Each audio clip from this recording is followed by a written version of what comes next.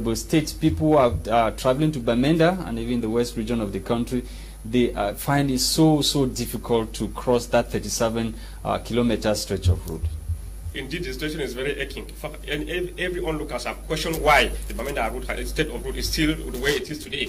Because from the way we see things going, we don't really understand what is happening. It seems as if there is something behind the route, where we don't, or behind is why the route is not being tied up to today that we don't know. Because whatsoever the government is doing, we don't understand. Maybe it's the government that is indirectly pushing these people for enhancing whatsoever is going on, or maybe what is going on between the armed separatists who are the armed separatists in the Anglophone region who are fighting for their freedom. Because when the government abandoned the people, at the same time when the people are fighting for more than 4 years of the same marginalization, and you see allow the stretch of road that is linking the French part of the country to the Anglophone or in Northwest region, it has made most of us to question. We have condemned these things on many circumstances. Last time we saw the Minister of Public Work who went on the ground and assured the population that in very few period of time the situation will be stable. In fact, he assured that he was going to closely monitor the situation until the route is finally tied. But up to date, the situation keeps worsening. Well, we don't know exactly what is happening. And lors de son entretien le 18 mai dernier, le ministre des Travaux, Emmanuel Gallo-Messia, fait savoir que les travaux tardent de ce côté-là à cause de la crise sécuritaire. On parle, n'est-ce pas, de la sécurité également des travailleurs. Les séparatistes ont brûlé certains engins qui étaient for the company and the construction company. Well, I think it's just normal for the minister to do everything possible to defend himself or to defend his government. But normally what we are seeing on the field is not the situation, because there are so many other routes in the Anglophone region that has been tagged despite the insecurity situation. But last time when there was a route, I think it should be the Bamenda and Manfred set of road when this guy started.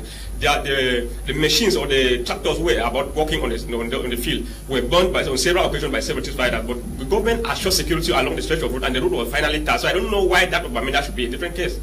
Okay, you don't know why it should be a different case. Let's talk about some abuses that are ongoing in the northwest and southwest regions of Cameroon. Recently, some women were advocating for the defense and security forces to be investigated. They are accusing them of burning houses in Bui division, and equally we learn of rape cases. We are talking about a 13-year-old girl that justice is being demanded for. She was reportedly raped by a taxi driver in the southwest region of the country. So I just want to put it to you. You work for an organization that is for the defense of the rights of people who don't have the power to do whatever they can do to bring perpetrators of rights violations to order. So what have you guys been doing as far as this conflict is concerned to ensure that the rights of some people who are unjustly arrested and detained are secured?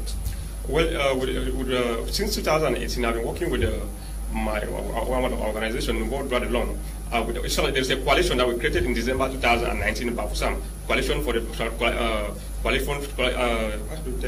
a coalition that we created to that effect with our partner Mandela and World Blood Alone, that we have been working tirelessly to make sure that we we monitor, document, and report the cases of violations and abuses by both the separatist fighters and the government forces. So since then, we have a lot of report that we have did to that effect, and we made numerous propositions to the government and to separatist fighters to make sure that we come to an end on the situation. Because there are a lot of things going on, not only the government forces that are committing atrocities, they are violating human rights. They only have a lot of abuses that are being committed by the armed separatists. So among the recommendations that we made, there was a recommendation where we were praying, soliciting for the government to make sure that ensure that there is a means to do everything possible to sit down with the separatist fighters and to dialogue, because the best way of coming out of crisis is to sit down and dialogue.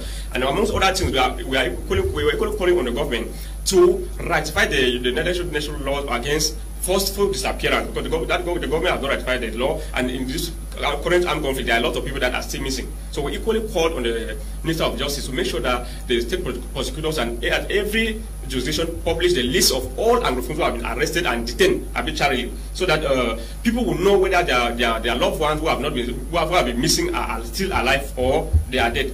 Okay. Monsieur Tanté, en tant que défenseur des droits de l'homme, j'aimerais qu'on revienne un peu sur le cas dont parlait Lacha ce matin, tout à l'heure, parlant de la fille de 13 ans qui a été violée.